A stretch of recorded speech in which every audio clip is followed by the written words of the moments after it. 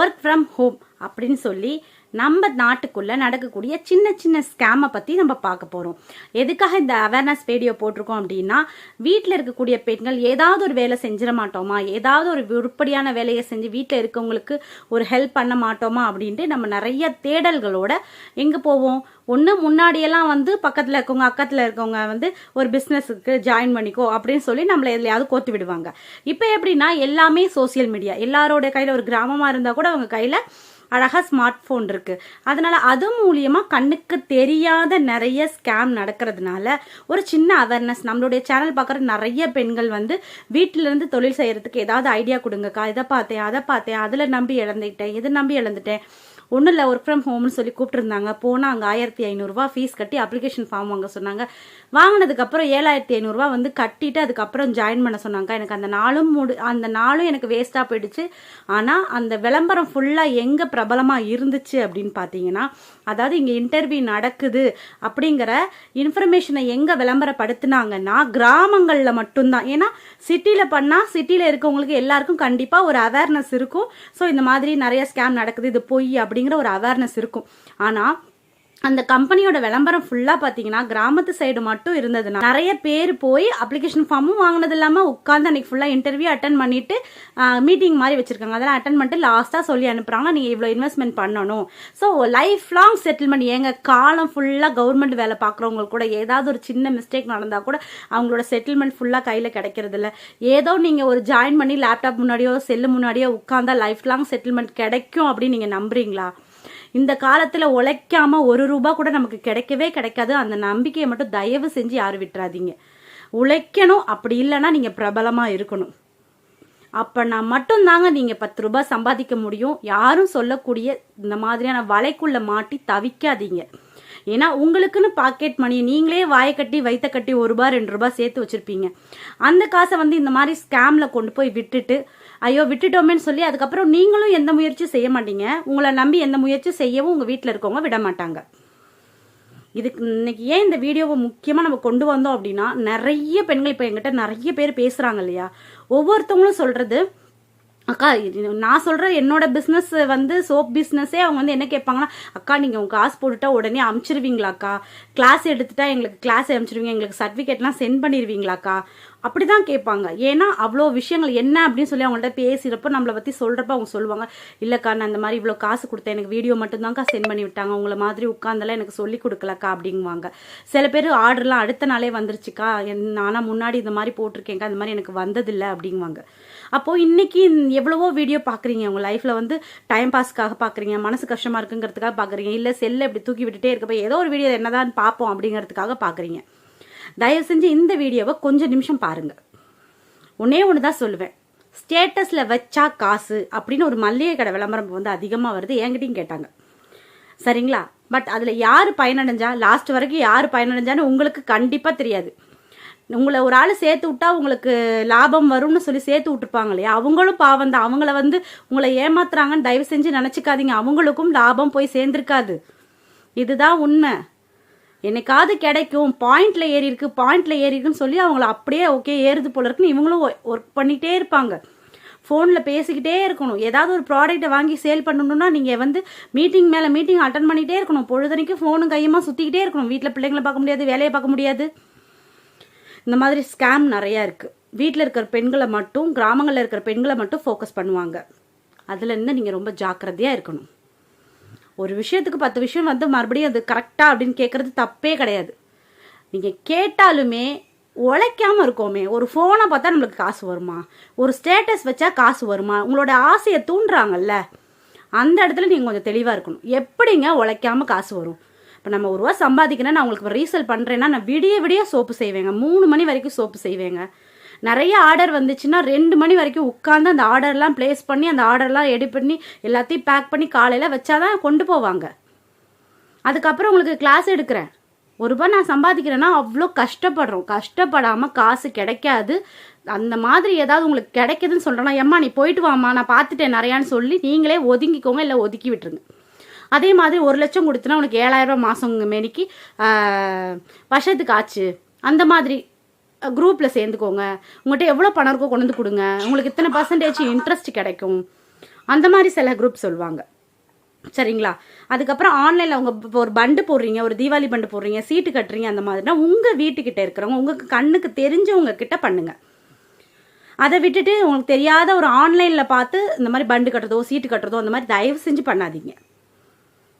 இதெல்லாமே ஒரு சின்ன அவேர்னஸ். இதெல்லாம் யார் பண்ணுவாங்கன்னா, வீட்டில் இருக்கக்கூடிய பெண்கள் எதுலையாவது ஒரு ரூபா சேர்த்துற மாட்டோமா, எதுலையாவது ஒரு ரூபா சம்பாதிச்சு நம்ம வீட்டில் இருக்கிறவங்களுக்கு ஹெல்ப்பாக இருக்க மாட்டோமா அப்படிங்கிற தேடல் வந்து அதிகமாக பெண்கள் இடத்துல இருக்குது. அப்போது ஃபோக்கஸ் நம்மளை தான் பண்ணுவாங்க, நம்ம தான் அந்த இடத்துல ஜாக்கிரதையாக இருக்கணும். ஃபஸ்ட்டு ஸ்கேம் அப்படிங்கிறப்ப நான் உங்களுக்கு உட்காந்து சொல்லணும்னு நினச்சேன். இப்போ நான் இவ்வளோ நேரம் சொல்லிட்டு இருந்தேன், ஒர்க் ஃப்ரம் ஹோம் தான். வீடியோவை பார்த்தாலோ உங்களோட வீடியோ பற்றி ஷேர் பண்ணி விட்டாலோ ஸ்டேட்டஸில் என்கிட்டே கேட்டாங்க, உங்களோட சோப்பு நாங்கள் ஸ்டேட்டஸில் வைக்கிறோம், எனக்கு காசு கொடுக்குறீங்களான்னு. நான் எதுக்கு காசு கொடுக்கணும்?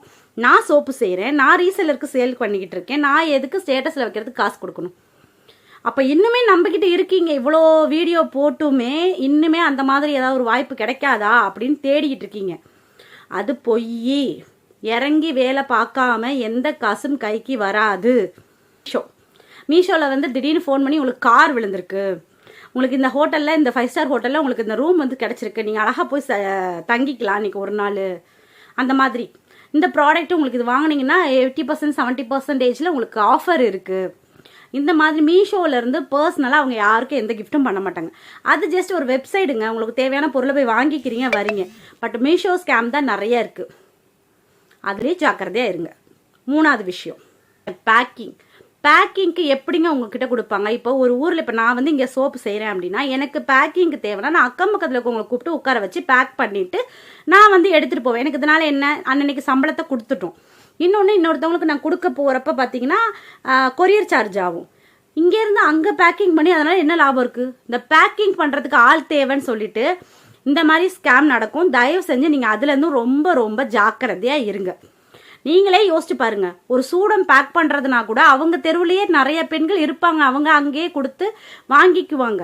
சூடம் பேக் பண்ணுறதா இருக்கட்டும், அதுக்கப்புறம் பார்த்தீங்கன்னா ப்ளீச்சிங் பவுடர், திரி பேக் பண்ணுறது, இதெல்லாம் அங்கங்கே அந்தந்த ஏரியாலே பெண்கள் நிறைய பேர் இருப்பாங்க, அங்கே கொடுத்துப்பாங்க. ஏதோ ஒரு ஊருக்கு கொடுத்து பேக் பண்ணி வாங்குற அளவுக்கு வந்து யாரும் இருக்க மாட்டாங்க. நீங்கள் வந்து ஸ்கேம்லையும் மாட்டாதீங்க. பணம் நான் முன்னாடியே சொன்ன மாதிரி தான், இவ்வளோ பணம் போட்டால் இவ்வளோ வரும். எப்படிங்க வரும்? இன்ட்ரெஸ்ட்டுக்கு தெரிஞ்சு விட்டால் கூட வரும். தெரியாமல் நீங்கள் இவ்வளோ பணம் போட்டால் வரும்னா யாரை நம்பி கொடுக்குறீங்க? அங்கே எங்கே ஆஃபீஸ் இருக்குது, எங்கே ஹெட் ஆஃபீஸ் இருக்குது, யார்கிட்ட இதெல்லாம் போய் சேருது?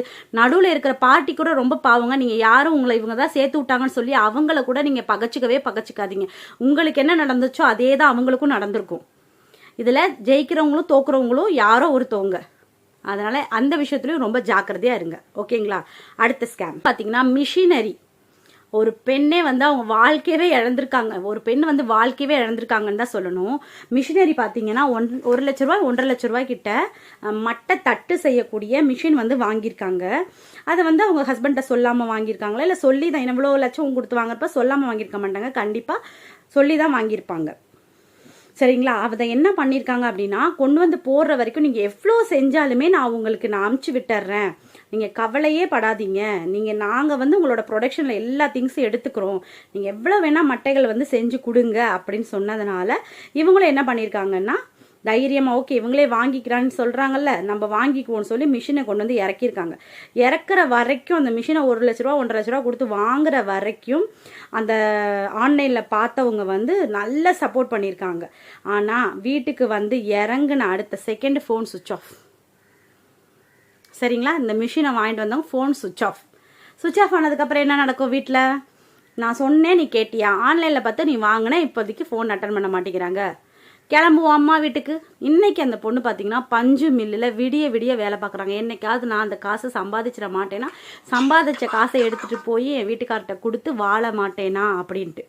நான் போன வீடியோவில் சொல்லியிருந்தேன், கணவர்கிட்ட சொல்லாமல் சில விஷயங்கள் செய்யாதீங்கன்னு சொல்லி. இப்போ எதுக்காகன்னு தெரிஞ்சு அவரோட சப்போர்ட்டோட வாங்கினாலும் ஆன்லைனில் ஸ்கேம் ஏமாந்துட்டாங்க. இந்த மாதிரி மிஷினரியை வாங்கி ஏமாந்துட்டாங்க, ரெஸ்பான்ஸ் அவங்களுக்கு கிடைக்கல. மிஷினை வாங்கி எத்தனை பேர் ஏமாந்துருப்பீங்கிறதையும் கீழே கண்டிப்பாக சொல்லுங்கள். அந்தந்த ஊர்லேயே அதுக்கான மிஷின்ஸ் கம்பெனிஸ் நிறைய இருக்கும். நீங்கள் டைரெக்டாக போய் இதை எப்படி யூஸ் பண்ணணும், என்ன ஏதுன்னு தெரிஞ்சு ஒரு பிஸ்னஸை பற்றி தெரிஞ்சுக்கிறீங்களா, என்ன ஏதுங்கிறத மட்டும் ஆன்லைனில் பார்த்து தெரிஞ்சுக்கோங்க. மற்றதெல்லாம் டைரெக்டாக போய் நீங்கள் இன்னும் உங்களுக்கு நிறைய ஐடியாஸ் கிடைக்கும், எப்படி யூஸ் பண்ணுறது. ரிப்பேர் ஆனாலும் நீங்கள் இப்போ அவன்கிட்ட தானே வாங்கினது, ரிப்பேர் அதுக்கு வந்து பாருன்னு சொல்லலாம். பட் இந்த மாதிரி வாங்குறது வந்து பார்த்தீங்கன்னா கண்டிப்பாக இந்த மாதிரி தான் எல்லாருக்கும் நடக்கும். அதனால தான் நான் சொல்கிறது, கவனமாக இருங்க, சில விஷயங்களை யோசித்து பண்ணுங்க அப்படின்னு சொல்லிட்டு. நம்ம ஏதாவது ஒரு பிஸ்னஸ் ஆரம்பிக்கிறோம் அப்படின்னா அது லாஸோ லாபமோ ரெண்டுமே நம்ம கைக்குள்ளே இருக்கணும். இப்போ நான் ஒரு 1000 ரூபா போடுறேன் அப்படின்னா அந்த 1000 ரூபா வந்து என்னை எந்த இடத்துலையும் டிஸ்டர்ப் பண்ணிடக்கூடாது. இந்த 1000 ரூபா இல்லைனாலும் நான் மேனேஜ் பண்ணிடுவேன். இது இல்லைன்னா இன்னைக்கு அடுத்த நாள் சாப்பாட்டுக்கு இல்லை, அடுத்தது பிள்ளைங்களுக்கு ஒரு கிளாஸ் ஃபீஸ் கட்ட முடியாது, ஐயோ இது இருந்துச்சுன்னா இந்த மாதிரி பண்ணலாங்கிற சூழ்நிலையில் பணத்தை வேஸ்ட் பண்ணிடாதீங்க. புரியுதுங்களா நான் சொல்கிறது? லாபமோ நஷ்டமோ உங்களால் மேனேஜ் பண்ண முடியும்னா தைரியமாக இறங்குங்க. பண்ண முடியலங்கிறப்போ 1க்கு 1000 தடவை யோசிச்சு பண்ணுங்க. ஏன்னா நிறைய பெண்கள் பிள்ளைங்களெல்லாம் ஸ்கூலுக்கு அமிச்சிட்டு வீட்டுக்காரெல்லாம் வேலைக்கு அமிச்சிட்டு யோசிக்கிறீங்க நம்ம எதாவது செய்யணும் அப்படின்னு. அப்போ நம்ம என்ன பண்ணுவோம், இந்த மாதிரி மொபைலில் தான் பார்ப்போம். யார்கிட்ட தேடல் இருக்கோ அவங்கக்கிட்ட மட்டும்தான் இந்த வீடியோ போய் சேர்ந்து அடைஞ்சிருக்கும். இந்த வெட்டி வீடியோஸ் பார்க்குற யாருக்குமே இந்த வீடியோ போயிருக்காது. நானே சொல்கிறேன், யார்கிட்ட வந்து நம்ம ஏதாவது ஒரு உருப்படியான காரியம் பண்ணணும், ஏதாவது ஒரு வேலை பார்க்கணுன்னு ஒரு ஆர்வத்தோடு இருக்காங்களோ அவங்கக்கிட்ட மட்டும்தான் என்னோடய வீடியோஸ் போயிருக்கும். ஏன்னா என்கிட்ட கிளாஸ் எடுக்கிறவங்களா இருக்கட்டும், நான் கிளாஸ் சொல்லித்தரவங்களா இருக்கட்டும், அவங்ககிட்ட பேசுகிறப்போ எனக்கும் அவங்களுக்கும் பாண்டிங் ஒரே மாதிரியே இருக்குது. என்ன மாதிரியே தான் அவங்களும் சேல் பண்ணுறாங்க, என்ன மாதிரி தான் ஏதாவது ஒரு விஷயங்கள் செய்யணும்னு நினைக்கிறாங்க, என்ன மாதிரியே நிறைய விஷயங்களை கற்றுக்குறாங்க. அப்படின்னா நான் என்ன நினச்சிக்கிட்டேன், ஓகே இதெல்லாம் வந்து ஒரு சொல்லுவாங்களே உலகம் உருண்டை, அதனால் வந்து எங்கிட்ட சுற்றினாலும் எங்கெங்கே யார் கூட ஜாயின் ஆகுங்களோ அவங்க கூட தான் ஜாயின் ஆகும். இப்போ என்கிட்ட படித்தவங்க அத்தனை பேருமே என்னோட மென்டாலிட்டி இருக்கவங்க தான். 10,000 20,000 சம்பாதிக்கணும்ட்டுலாம் இல்லை, வீட்டுக்கு தேவையான ஒரு பிள்ளைக்கு தேவையானது ஒரு 1000 ரூபாய் மாதம் சம்பாதிச்சு ஒரு வந்தால் கூட போதும். நான் மனசில் என்ன நினைப்பேன்னா, டெய்லி 10 ஆர்டர் 20 ஆர்டர்லாம் வர வேணாம், ஒரு ஆர்டர் வந்தால் கூட போதும் எனக்கு. ஆனால் டெய்லி ஒரு ஆர்டர் வந்துடணும். அப்படி தான் நான் காலைல எந்திரிக்கிறப்பே சாமியை கும்பிட்டு இருக்கிறதே வந்து இன்னைக்கு ஒரு ஆர்டராவது வந்துடணும் அப்படின்னு தான் எந்திரிப்பேன். பெரிய ஆசைகள் வேண்டாம், நமக்கு கிடைக்கிறது கிடைக்கும். அது எதுக்காக சொல்கிறேன்னா, நம்மளுடைய பேராசை ஆரம்பிச்சிருச்சுன்னா என்னாகும், ஏதாவது ஒரு விஷயத்தில் போய் மாட்டிக்குவோம். போதும் என்ற மனமே பொன் செய் மருந்துன்னு சும்மா சொல்ல கிடையாது. அதனால் பேராசையை விட்டுட்டு பெரிய லெவலில் வேணாங்க. நம்மளோட சக்தி முன்னாடி எப்படி இருந்தோம் இன்னைக்கு எந்த அளவுக்கு முன்னேறி இருக்கும். ஸோ அதே பாதையிலே போகிறதுக்கு என்ன வழிங்கிறத யோசிக்கணுமே தவிர மறுபடியும் ரிவர்ஸ் போகிறதுக்கு எந்த ஒரு இடத்துலையுமே நீங்கள் வீட்டில் இருக்க பெண்கள் வந்து காரணமாக இருந்துடவே கூடாது. சரிங்களா? ஸோ இந்த வீடியோ சில பேத்துக்கு ஹர்ட்டிங்காக இருந்திருக்கலாம், சில பேத்துக்கு மனசு கஷ்டமாக இருந்திருக்கலாம், சில பேத்துக்கு ஆமாக்கா அந்த மாதிரி ஏமாந்துட்டேக்கான், ஆமாக்கா உண்மைதான்க்கா அப்படி இருந்துச்சுன்னா இனிமேல் யாரும் இந்த மாதிரி விஷயங்கள். இன்னொரு விஷயம் வந்து என்னென்னா, பொட்டிக்கு நீங்கள் பார்த்தீங்கன்னா இந்த சேலை ஒரு பொட்டிக்கில் விற்கும். இன்ஸ்டாகிராமில் நீங்கள் பார்த்தா தான் இது ரொம்ப அதிகமாக இருக்குது. இந்த பொட்டிக் பார்த்தீங்கன்னா நல்ல விலைக்கு அந்த சேலை ஒரு 1500 ரூபா இருக்கும் சேலை. இன்ஸ்டாகிராமில் நீங்கள் ஸ்கால் பண்ணிகிட்டே போனிக்கிட்டே இருந்தீங்கன்னா அந்த சேலை ஒரு 300 ரூபாய்க்கு காட்டுவாங்க. ஜிபே நம்பரோட கொடுத்துருப்பாங்க. நீங்கள் அந்த 300 ரூபாய் போட்டால் உங்கள் சேலைலாம் வராது. அந்த மாதிரி விஷயங்கள் நடக்குது. அதே தான் இன்னொரு இடத்துல என்ன நடக்குது அப்படின்னு பார்த்தோன்னா, நம்ம மீஷோலையும் அமேசான்லையும் தேடின பொருள் பார்த்தீங்கன்னா இன்ஸ்டாகிராமில் தேடுறப்போ இடையில காட்டும்.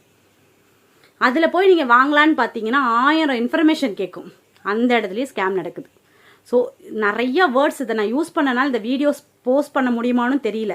சப்போஸ் போஸ்ட் பண்ணி நீங்கள் பார்த்துருந்தீங்கன்னா உங்களுடைய சின்ன விழிப்புணர்வுக்கு நான் காரணமாக இருந்தேன்ட்டு சந்தோஷப்பட்டுக்கிறேங்க.